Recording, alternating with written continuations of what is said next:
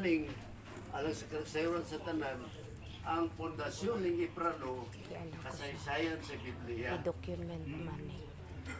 Nga nung gubot ang Israel, away ang mga Israel o mga Palestine, Apil takate. Apil takadira te eh. Ano ko. again sa mga Hudiyo.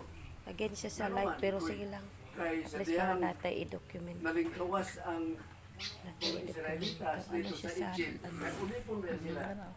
eh, ano siya sa Sulod nila sa Kanaan. Kanaan man ang promised land, yung magsabi. No, Kanaan. para na Dili man nila, wala man nila tahura sa ang mga nag-unang puyo dito. Kaya may unang nagpuyo dito. Wala pa itong mga Israelita sigikan sa Egypto. Nagilibre sila.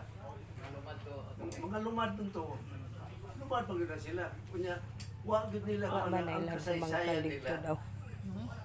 Na ang unang Tourism nagsulod kasi. dito, ang mga anak, mga apo Si ni Solomon. Abraham, kang Hagar. Kasi Hagar may dalawang itong asawa.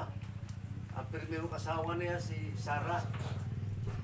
Kanya sa ilang sa ilang pamatasan, mga Israelitas, pwede man mga pangasawa ang laki kung dili mga anak ang primero.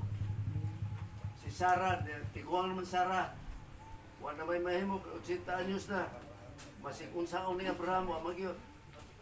So, tiguan siya o Egyptian nga ito.